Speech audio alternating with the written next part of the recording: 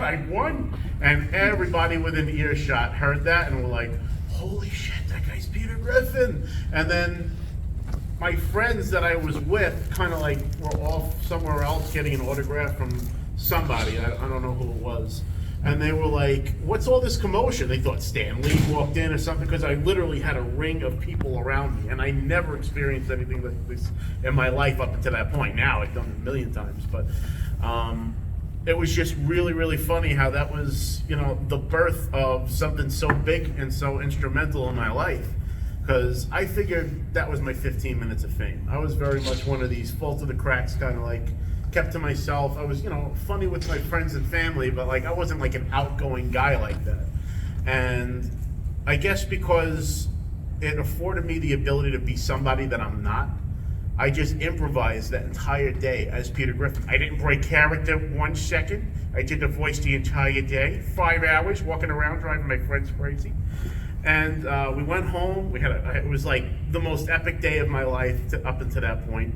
And I figured that was it, you know, go back to my normal life, go back to my job. And it was a little bit of a while later, because that was October of 2012. And then I remember being at a 4th of July barbecue the very next year, and somebody said, you're trending on Reddit. And I was, first of all, I was like, what the hell is trending? And number two, I was like, I don't even have a Reddit. Like, how do they know who I am? So somebody had posted like a vertical video of me that was like filmed on a potato of me doing some monologue as Peter Griffin at New York Comic Con. And people went nuts with it. It got like 500,000 views. I was like, holy snap, I can't believe that people still are into this. So that very year, 2013, there was a con called Great Allentown Comic Con. And there was a costume contest. See, I do 2 costumes. I do Peter Griffin, and I also do a wrestler named Sergeant Slaughter, because he was also a G.I. Joe, and I was part of a G.I. Joe cosplaying group called The Finest. And we were going to do a music video that they did in the show. We were going to recreate that. So I was dressed head to toe like Sergeant Slaughter and melted, because the air conditioner was broken in this venue. I was sweating. I could see why Sergeant Slaughter was so cranky in the ring, because that hat does not breathe. And I brought Peter Griffin with me, because I figured, you know, people want to see this costume. I'm going to bring him to conventions with me from now on, because it's more comfortable and it's something I could change into if I have to. So I changed it to Peter Griffin. I heard a commotion in like the panel room right next to where the bathrooms were, where I changed. And I went over there, and it happened to be the costume contest. And the two of the judges were Riddle. She calls herself Riddle. She's a famous cosplayer. And then Nicole Marie Jean, who's another famous cosplayer. I didn't know them at the time. But I jumped on the back of the line, and I'm like cracking jokes here and there as Peter, and I have people chuckling on the line and stuff. And then I get to the front, and I grab the microphone. I was like, I'd like 2 hot dogs. Or wait. This is in the cafeteria. Damn it, Meg, you told me this was a cafeteria. And these girls are sitting there looking at me like, what the fuck is happening right now? Like, is this guy like for real? And you know, I did my little spiel. I went to the back of the room, figuring, you know, just crashing the costume contest. I wasn't gonna win. I was wearing green pants and a white shirt. It's not fair for me to win. And they asked me to come back to the front. I was like, oh great, they could probably yell at me for making all the jokes about everybody's costumes. And they were like, can you keep the crowd entertained while we try to figure out who the winners are? Now, I had never like performed in a public forum like this, where you just put me on the spot and I just had to get up and go. But somehow I was able to improvise my way through a stand-up routine as Peter Griffin, working the crowd. I had Goku LARPing against Superman in the crowd. It was really very funny. And somebody from a website called Kotaku happened to be there and wrote a whole article and posted a video of me doing the stand-up routine. And that got even more views than the vertical video from New York Comic Con. I think that got like 1.5 million views. I was like, damn, people really want this. So one of my best friends, Eric, that I used to work at my previous job at, went to Quinnipiac College, and 2 of his roommates were film students. And he showed them the video of me doing that stand-up routine, and they're like, we love this guy. We want to kind of do a deeper dive and find out why does he do this, and how did this whole thing start? Like to tell the official story of the real life Peter Griffin. So he asked me. I remember I was sitting by a pool at Dragon Con in Atlanta, Georgia. Which, if you've never been there, it's like nerdy gras. It's like literally like days of partying, like 4 o'clock in the morning, getting beers with Batman, partying, and I was like, yeah, what do I care? I was like, I'm gonna get my own New York Comic Con tickets. I can't get them for other people. They're like, oh, don't worry about that. They're gonna follow you around with a camera. They're gonna come to your house the night before, and they're just gonna interview you. And they ask you, about Comic Con and why you go there, and what does it mean to you. And I did that interview, and I was very candid about it. I've always been an open book. I'm not a bullshit artist. I've never been good at that. So I laid it all out there. I'm a cosplayer because it makes me feel good. I go back to my mundane job and I live my mundane life, but then I go to these conventions and people are pulling out their phones like I'm some kind of celebrity, and it was like this high that I was chasing almost. So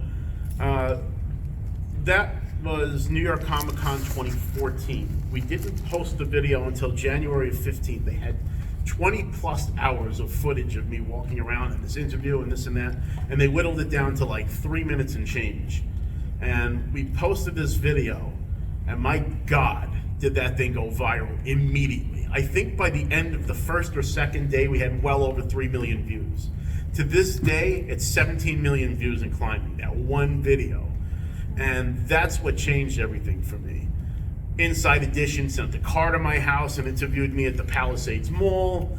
Entertainment, people, you name it. If it was a media outlet, there was an article about me. And the most surreal thing was that there were people talking about me in countries and languages that I can't speak. And it's like, Peter Griffin, Robert Franzese. I'm like, these people are talking about me. Like, what did I do? I'm just dressed up like a cartoon character. I'm doing something that a million other people are doing. But I guess what set me apart from like the typical cosplayer is that I personified the character. I was able to improvise, I was able to voice act, and kind of pair all of that together to create the perfect storm. That's the real life Peter Griffin. And honestly, to this day, yes, it's been financially kind to me over the years because I now have Cameo, I have a monetized YouTube channel, and that wasn't a straight, to stardom kind of thing. I've learned some hard lessons about life, about trusting friends, and I've had to start over again multiple times. When I created my LLC, my friends didn't want to do it anymore, so I ended up having to buy them out and start over. Then another friend kind of like took advantage of me kind of like undervaluing myself, because that's always been one of my biggest problems. I've always undervalued myself, and that's probably why I haven't gone further with the Peter Griffin thing. And I ended up having to create a whole new YouTube channel and a whole new Facebook page, because that all got taken away from me. But from that, I don't know if it was spite or inspiration, but I ended up getting myself to learn how to edit my own videos, get the gear that I needed to shoot them professionally. And I'm a one-man production team now, and I have a silver play button on YouTube, which is insane. I think I'm at 322,000 subscribers on YouTube. I got over 600,000 on TikTok now. That was another one that they kind of dragged me into and landed me back on Inside Edition. Inside Edition ended up interviewing me a second time because of my TikTok, because I did, hey Lois, diarrhea, and people 10 million views. You believe that? 10 million views. Hey Lois, diarrhea. Hey, I had my kids one day, hey Dad, what's your legacy? Well, I have a long story about that, kiddo. And it's to this day, I've never been great at making myself happy, but making you guys happy and getting a room to laugh is where I get my happiness from. I really do. I love absorbing and empathing the hell out of happiness that I bring out. And if it's a simple "shut up, Meg," and people just that's it. That's all it takes. And it's really afforded me a lot of life experiences that I never would have had otherwise. I got a passport and went to Canada. Now I'm here in Texas. It's my very first time in Texas. I'm very excited to be here and meet all you lovely people. And see a whole new set of smiling faces. Because, you know, I go to the same conventions over and over. I've been going to New York Comic Con almost every year since 2012 when I started going to it. And, you know, it kind of gets jaded when you do the same thing over and over again. And New York Comic Con is something to behold, don't get me wrong. It's a huge con. But I've always loved these kind of smaller cons because they're more intimate. You know, you get to meet people, you get to speak to people.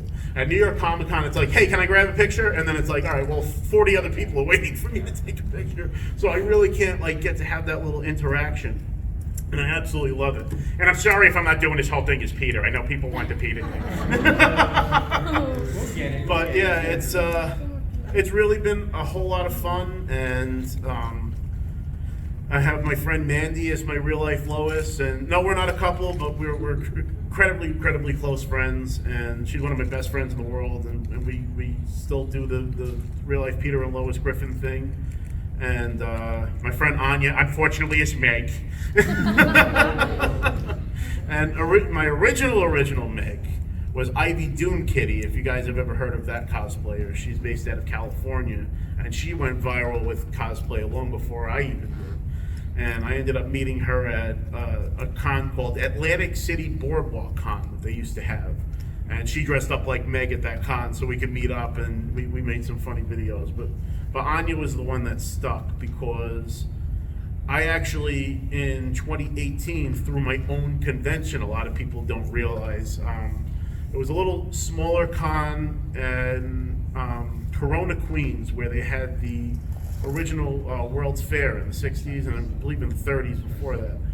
And there's like the Queens Theater over there, and I fought the chicken live on stage at that con. Now, my original idea was to have a whole Family Guy themed convention, but we didn't have the capital to really pull off what my vision was. But I wanted to have a dunk booth with a Meg inside. And you just throw the ball and Meg gets dunked. We could have made a fortune off that.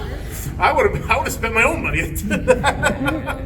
But my friend Anya was a really good sport and offered to be the Meg for the dunk tank. We couldn't get the permit for the dunk tank, but she had already bought the stuff for Meg, so she ended up kind of becoming our de facto Meg. And now I have like this little, you know, Griffin family, and my cousin's baby. I dressed him up like Stewie last year when I went to visit them in Pennsylvania last year. And that I did another TikTok with him when I tell him, when you poop in your dreams, you poop for real. And that's another one that went viral. And they played that on Inside Edition. I'm like, great. But it's just really funny, and to think like 10 years later, I'm still doing this thing. I'm still making people laugh with a cartoon character that came out over 20 years ago now.